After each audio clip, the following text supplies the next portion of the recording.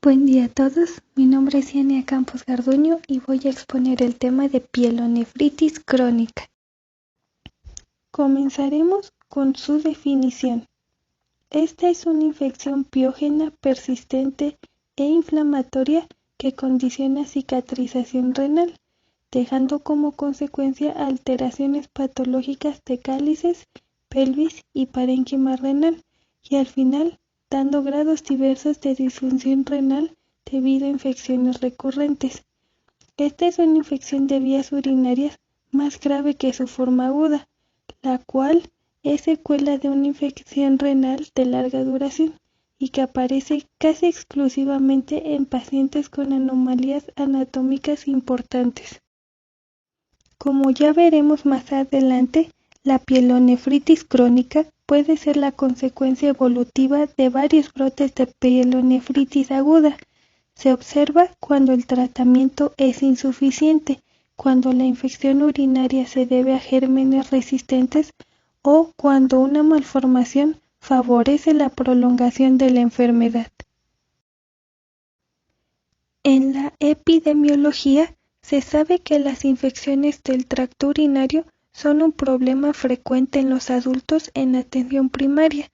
De hecho, 1/3 de las visitas a las consultas de atención primaria son por procesos infecciosos y de estos, el 10% son infecciones de vías urinarias. Este trastorno se presenta casi siempre de forma unilateral y aparece más a menudo en mujeres de mediana edad con antecedentes de infección urinaria recurrentes.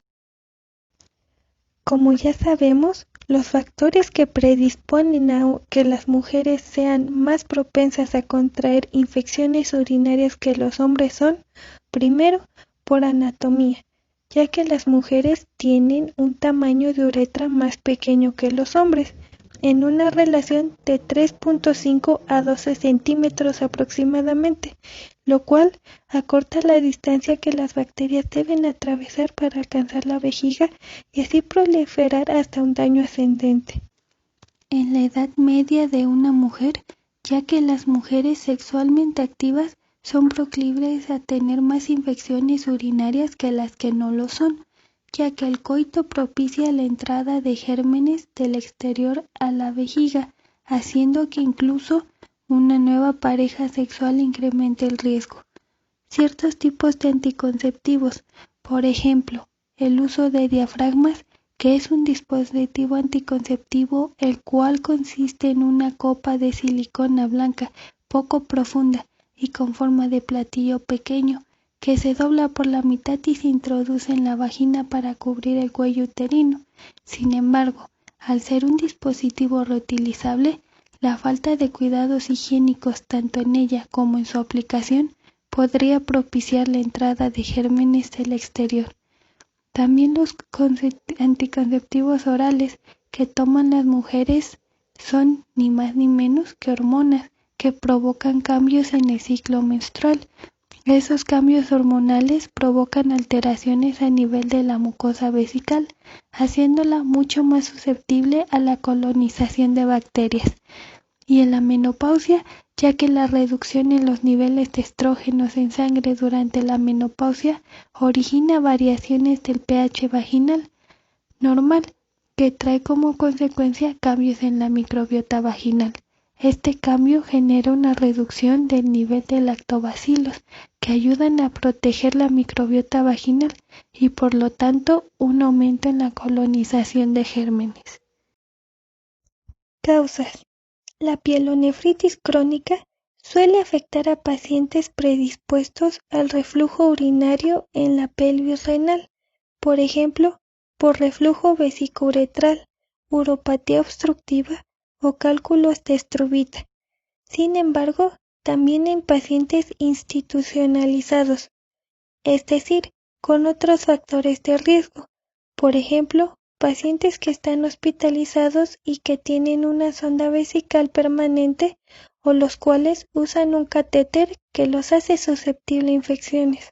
Y también los pacientes que tienen problemas neurológicos que hacen difícil controlar su habilidad para orinar y los pacientes que están paralizados. La pielonefritis crónica ocurre de forma mucho más frecuente cuando existe el llamado reflujo vesicouretral.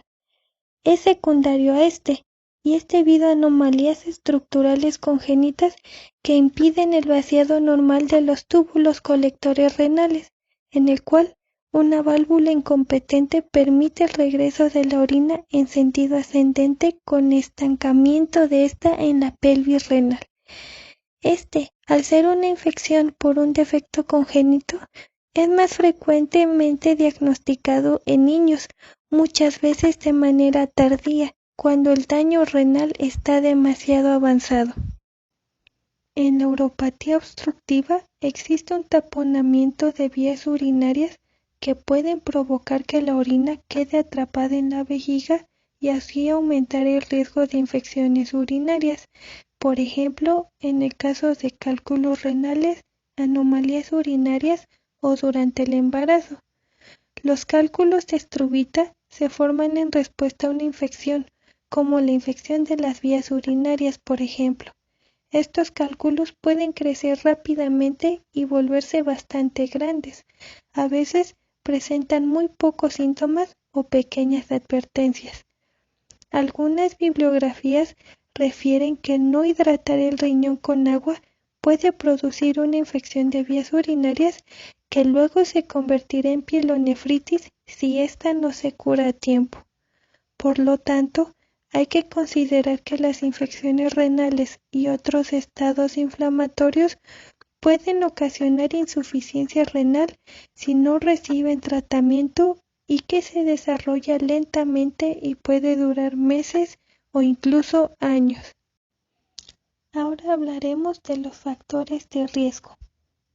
En esta parte vamos a ir encaminados hacia cuáles nos aumentan el riesgo de llegar a un estadio crónico. Por lo tal, vamos a tener en cuenta que la obstrucción de vías urinarias a largo plazo y la infección de manera repetida, es decir, un paciente que ya tuvo una pielonefritis aguda y que al siguiente mes vuelve a tenerla, aumenta el riesgo de llegar a un estado crónico. Iniciaremos por las obstrucciones. Estas se deben a malformaciones o a lesiones adquiridas, ya sean estas últimas intrínsecas, como litiasis o tumores, o extrínsecas, como cicatrices, hiperplasia nodular de la próstata o tumores. Las obstrucciones constituyen el factor de riesgo más importante, ya que permiten un mayor crecimiento y penetración intrarrenal de los gérmenes y es decisivo en la destrucción renal. Los pacientes con diabetes tienen infecciones que suelen ser más agresivas que en pacientes que no tienen esta enfermedad. Se dice que el número de infecciones es más elevado en las mujeres diabéticas, pero no en los hombres que tienen diabetes. El embarazo incluye un riesgo de mayor bacteriuria asintomática, que si no se trata, puede provocar pielonefritis en el último trimestre del embarazo. Por esto mismo es necesario hacer controles de orina mediante cultivo y tratar la bacteriuria si se produce. Los niños que tienen un reflujo vesicorrenal tienen un riesgo de aparición de lesiones renales muy importante y es mayor en niños menores de 5 años, pero esta parte ya la explicamos en la diapositiva anterior. Litiasis infecciosa. Como ya explicamos también, los cálculos de Struvita son consecuencia de infecciones. La infección no va a desaparecer mientras los cálculos no se eliminen. Por lo tanto, entre más tiempo estén esos cálculos en el trayecto de vías urinarias, la infección se puede volver más intensa y así llegar a un estadio crónico. Ahora, los pacientes que tienen inmunodepresiones, por ejemplo en el SIDA y en tratamientos con drogas inmunosupresoras, son pacientes tienen una frecuencia de infecciones más altas. Y por último, factores quirúrgicos. Diversos tipos de intervenciones quirúrgicas de la vía urinaria, riñones y órganos vecinos predisponen a infecciones urinarias. Asimismo, la introducción de sondas en la vía urinaria. En cuanto a la etiología, vamos a ver que es diferente a las causas de la pielonefritis crónica, ya que en este apartado vamos a hablar en sí de los microorganismos que ocasionan este tipo de infecciones. En más del 95% de los casos, es un único microorganismo el responsable de la infección del tracto urinario. La causa más frecuente en hombres, mujeres adultas, pacientes inmunocomprometidos son por la invasión por bacterias Gram negativas. La más común de ellas es E. coli en un 75% de los pacientes ambulatorios y un 50% en pacientes que se encuentran hospitalizados. Así como este es uno de los más comunes, también Proteus mirabilis es otro de ellos. También se pueden encontrar otro tipo de bacterias, como puede ser Klebsiella, Enterobacter y Pseudomonas. Por parte de bacterias gram positivas, tener una infección de este tipo es menos frecuente. Sin embargo, entre ellas se encuentran Enterococcus fecalis, Staphylococcus aureus y Staphylococcus saprophyticus. Por lo general, la infección asciende de las vías urinarias inferiores, excepto por Staphylococcus aureus, que suele diseminarse por vía hematógena, siendo así que el mecanismo habitual es el reflujo de orina infectada dentro de la pelvis renal. Ahora hablaremos de los signos y síntomas. Estos van a ser vagos e inconsistentes. Pueden presentarse pacientes que estén durante un periodo largo de tiempo con pielonefritis crónica sin que se produzcan ningún tipo de síntomas. Sin embargo, algunos pacientes suelen referir fiebre, dolor lumbar o abdominal y dolor de espalda, malestar, agotamiento, trastornos intestinales como náuseas y vómitos y pérdida de peso.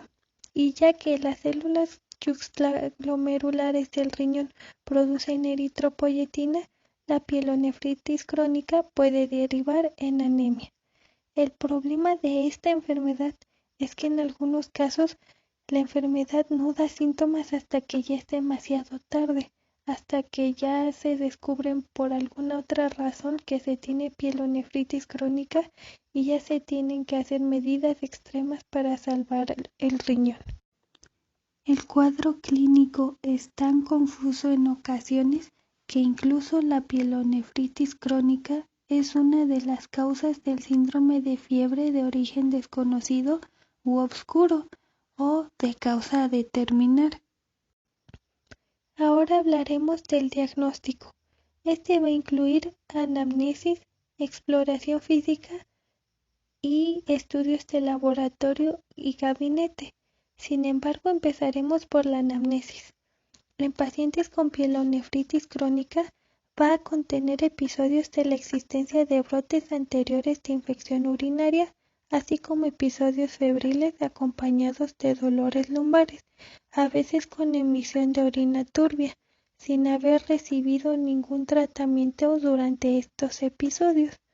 Así que se sospecha de una pielonefritis crónica en pacientes con antecedentes de infecciones urinarias recurrentes y pielonefritis aguda.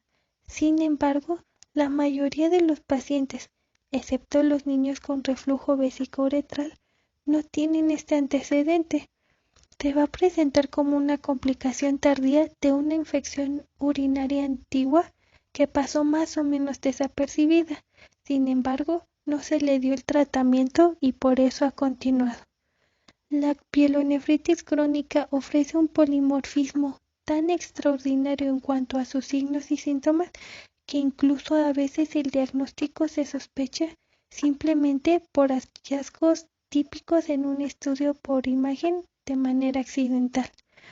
Lo que sí debe de quedar claro en este punto es que como son vagos e inespecíficos, los signos y síntomas por sí solos no pueden sugerir el diagnóstico. Se necesitan de pruebas complementarias para así verificar que sí sea esta la patología. Continuando con el diagnóstico, vamos a hablar de los estudios de laboratorio, los cuales se basan en la constatación de una hiperleucocituria y de una bacteriuria, por lo cual de la orina se realizará un cultivo que revele el microorganismo causante de la infección.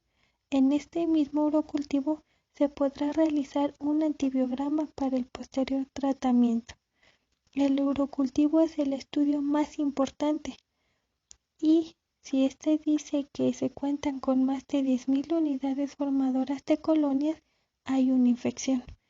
Sin embargo, en el caso de la pielonefritis crónica, existen casos en los que la bacteriuria es inconstante y transitoria a pesar de que sí existe esta pielonefritis crónica, ya que el paciente pudo haber estado tomando antibióticos por otras enfermedades o inclusive por una infección en sí de vías urinarias y aparece con muy pocas unidades formadoras de colonias.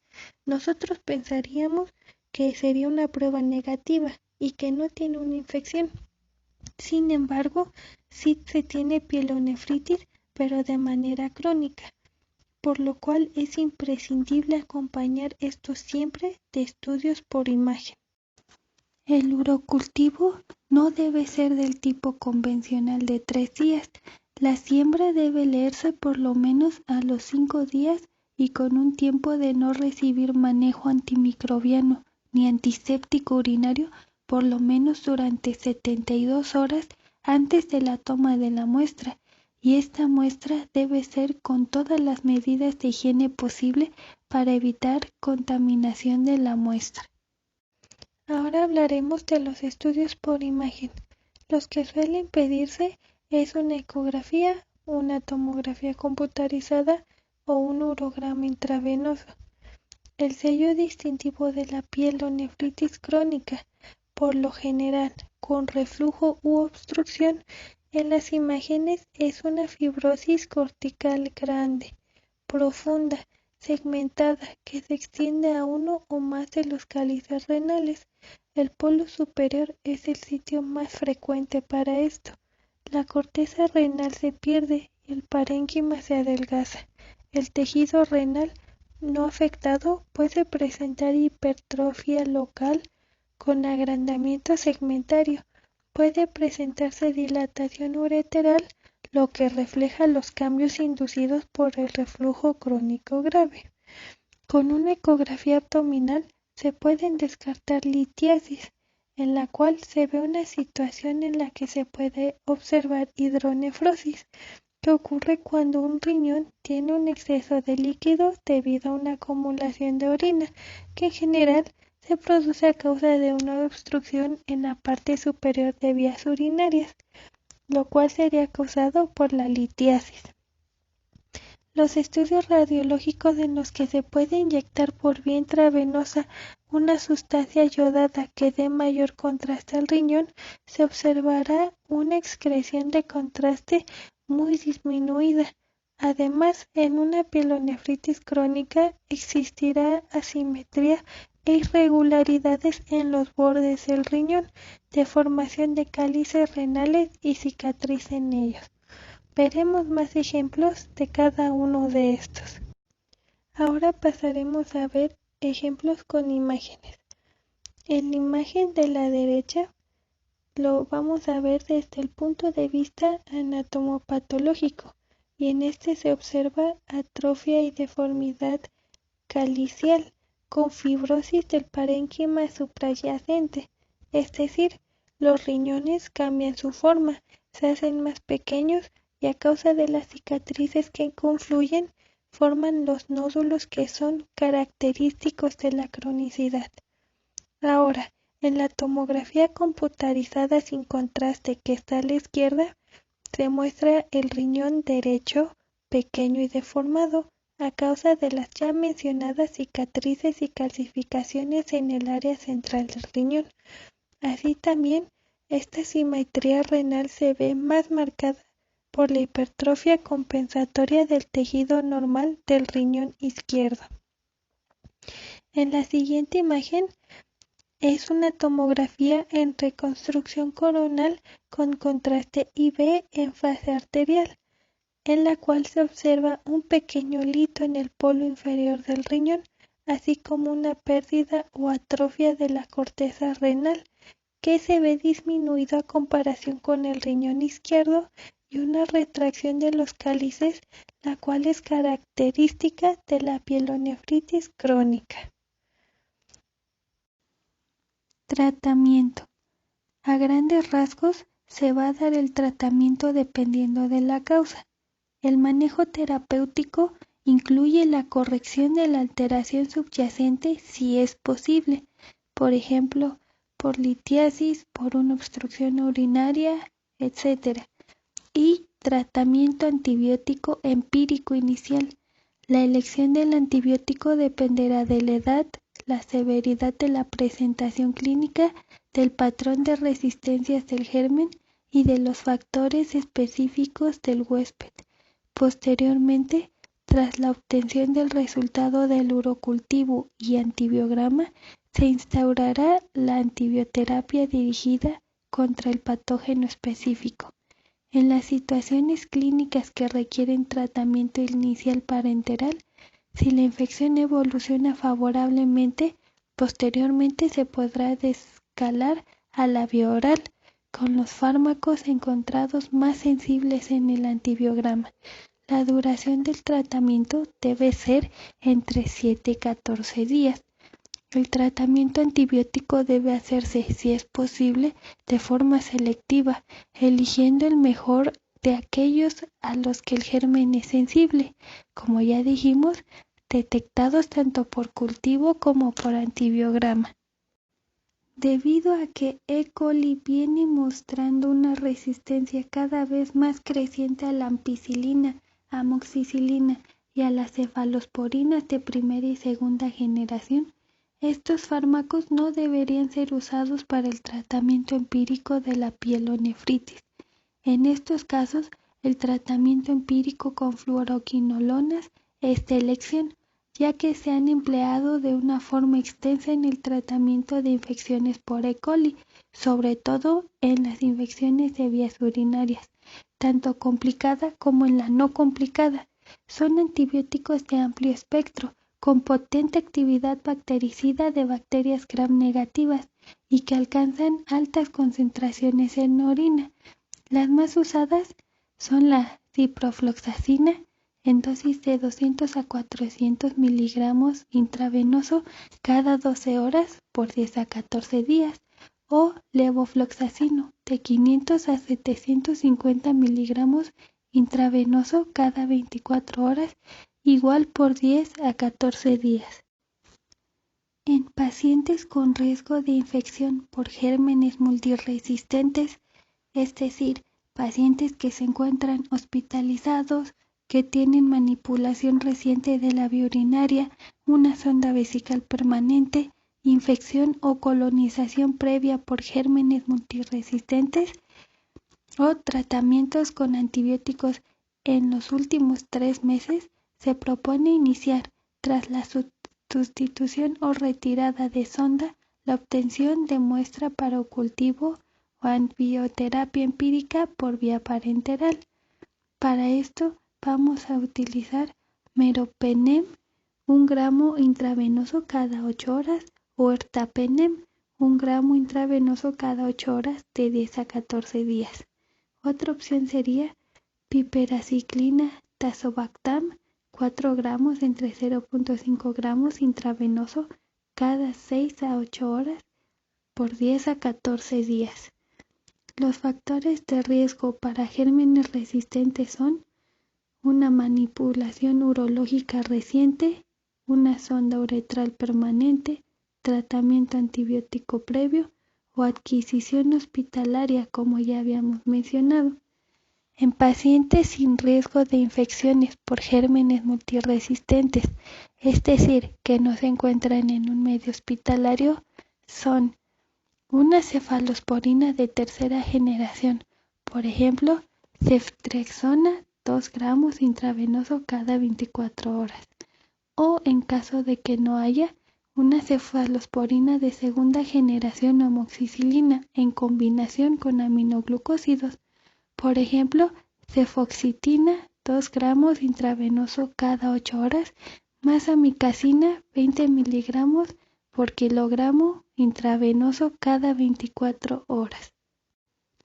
Ahora veremos que en casos graves de pacientes con sepsis grave o shock séptico, se puede recurrir a la combinación de meropenem 1 gramo intravenoso cada 8 horas, la primera infusión en 30 minutos y las siguientes infusiones extendidas en 3 horas, o ertapenem 1 gramo intravenoso cada 24 horas junto a amicacina 20 miligramos entre kilogramo intravenoso cada 24 horas. En pacientes portadores de sonda vesical, también añadiremos un fármaco que cubra de enterococos, por ejemplo, vancomicina, de 15 a 20 miligramos por kilogramo intravenoso cada 8 horas. Continuando con el tratamiento, vamos a ver que cuando existe un síndrome obstructivo, se dejará en manos del cirujano que intentará establecer el desagüe de la orina por medio de técnicas adaptadas según sea la etiología. En infecciones fúngicas por sondas o catéteres, para la mayoría de los casos suele ser suficiente con la retirada o el recambio del catéter. Los pacientes receptores de trasplantes renales que tienen pielonefritis crónica pueden requerir nefrectomía antes del trasplante. Los pacientes que vayan a ser sometidos a cirugía, el tratamiento se realizará según un antibiograma, ya que los pacientes trasplantados se administrará fluconazol 200 miligramos al día vía oral durante 7 a 14 días y se retirará la sonda urinaria en su caso. Como alternativa, si existe resistencia a azoles, se administrará anfotericina belipídica a dosis de 5 miligramos por kilogramo por día durante 7 días o flucitocina 24 miligramos sobre kilogramo cada 6 horas de 7 a 10 días. La pielonefritis crónica puede progresar a enfermedad renal crónica. Los pacientes con pielonefritis crónica pueden tener focos de infección residuales susceptibles de predisponer a la bacteremia o, entre receptores de trasplantes de riñón, afectar el tracto urinario y el riñón trasplantado. Si las exploraciones muestran que solo está alterado un riñón cuyo funcionalismo está completamente abolido, o bien ese riñón es responsable de una hipertensión, debe practicarse una nefrectomía unilateral a fin de suprimir un foco infeccioso, inútil y perjudicial. Tratamiento higiénico dietético. Este tratamiento es esencial y debe establecerse en función de la capacidad renal que cambie en el curso de la evolución y bajo el tratamiento antibiótico. Para esto hay diferentes formas de llevarlo. Hay que evitar los picantes y las especias, así como el tabaco, café y el alcohol. Esto es ya que todos estos alimentos pueden irrigar la vejiga y provocar problemas de vejiga a largo plazo. La sopa, sobre todo de cebolla, apio y tomillo, favorecen la producción de orina y la eliminación de gérmenes. El zumo de naranja o de arándanos, gracias a su riqueza en vitamina C, son muy eficaces, sobre todo cuando hay tendencia a que el problema se vuelva crónico. Además que estos actúan impidiendo la adhesión de algunos uropatógenos a la mucosa urotelial, de esta forma protegiéndola. De gérmenes. El zumo de naranja o de arándanos, gracias a su riqueza en vitamina C, son muy eficaces, sobre todo cuando hay tendencia a que el problema se vuelva crónico.